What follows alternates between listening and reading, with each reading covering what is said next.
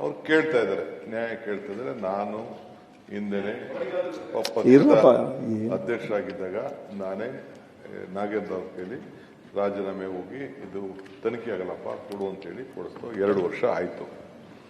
ನಾವು ಏನು ಬೇಕೋ ತನಿಖೆ ಮಾಡಿಸಿದ್ದೇವೆ. ಈಗ ಅವರು ರಾಜೀನಾಮೆ ಕೊಡಬೇಕು ಅಂತ ಕೇಳ್ತಾ ಇದ್ದಾರೆ.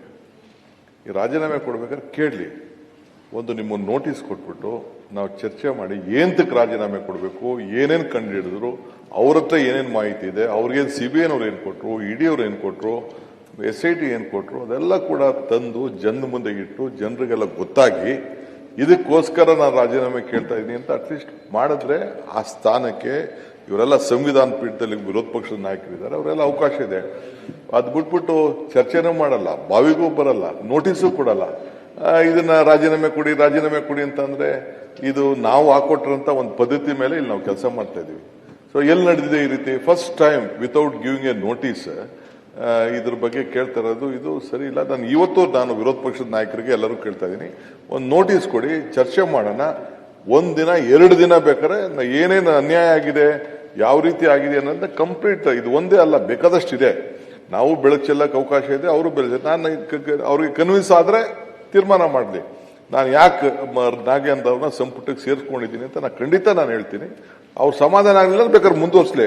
ಚರ್ಚೆನೇ ಇಲ್ದೇನೆ ಸುಮ್ಮನೆ ರಾಜೀನಾಮೆ ಕೊಡಿ, ಭ್ರಷ್ಟು, ರಾಹುಲ್ ಗಾಂಧಿ ಮನೆಗೆ ದುಡ್ಡು ಹೊಂಟೋಯ್ತು, ಭ್ರಷ್ಟ ಸರ್ಕಾರ, DK ಶಿವಕುಮಾರ್ ಸರ್ಕಾರ, ಇವೆಲ್ಲ ಏನೇನೋ ಹೇಳ್ಕೊಂಡು ಕೂತ್ಕೊಂಡ್ರೆ ಅಟ್ಲೀಸ್ಟ್ ಆಗ್ತದೆ. ದಯವಿಟ್ಟು ಪ್ಲೀಸ್ ಇವತ್ತು ಕೂಡ ನೋಟಿಸ್ ಕೊಡಿ, 2 ದಿನ ಚರ್ಚೆ ಮಾಡಿ, ನಿಮ್ ಎಲ್ಲ ವಿಚಾರಗಳನ್ನ ದಯವಿಟ್ಟು ತಿಳಿಸಿ.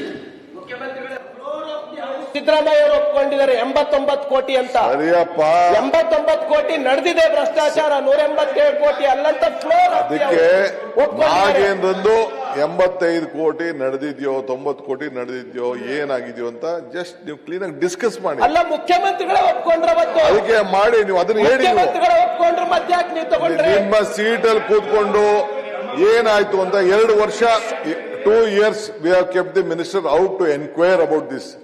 We have come to a conclusion. I have looked ಮಾಡಿದ್ದೀನಿ. ಚಾರ್ಜ್ ಶೀಟ್ ಆಗಿದೆ. ಈಗ ನೋಡಿ, ನಾನು ಯಾರ್ಯಾರು ಸೆಂಟ್ರಲ್ ಮಿನಿಸ್ಟ್ರು, ಯಾರ್ಯಾರು ಸ್ಟೇಟ್ ಮಿನಿಸ್ಟ್ರು, ಯಾರ್ಯಾರ ಮೇಲೆ ಕೇಸ್ಗಳಿದೆ, ಹೆಂಗ್ ನಡೀತು, ನಾನು ಹೆಸರುಗಳೆಲ್ಲ ನಾನು ಹೇಳಿದ್ರೆ ನಿಮ್ಗೆಲ್ಲ ಬೇಜಾರಾಯ್ತದೆ. ಅದೆಲ್ಲ ನಂಗೆ ಹೇಳಕ್ಕೆ ಇಷ್ಟ ಇಲ್ಲ. Let us only confine to this. If you want to tell all the names also. ನೀವೇ ಒಪ್ಕೊಂಡಿರ್ತಕ್ಕಂಥ ವಿಷಯಕ್ಕೆ ರಾಜೀನಾಮೆ ಅದು ನೀವು ಚರ್ಚೆ ಮಾಡಿ, ಅದನ್ನ ಚರ್ಚೆ ಮಾಡಿ, ಸದನದಲ್ಲಿ ಡಿಸ್ಕಸ್ ಮಾಡಿ, ಸದನದಲ್ಲಿ ಒಪ್ಕೊಂಡಿದ್ದೀರಾ?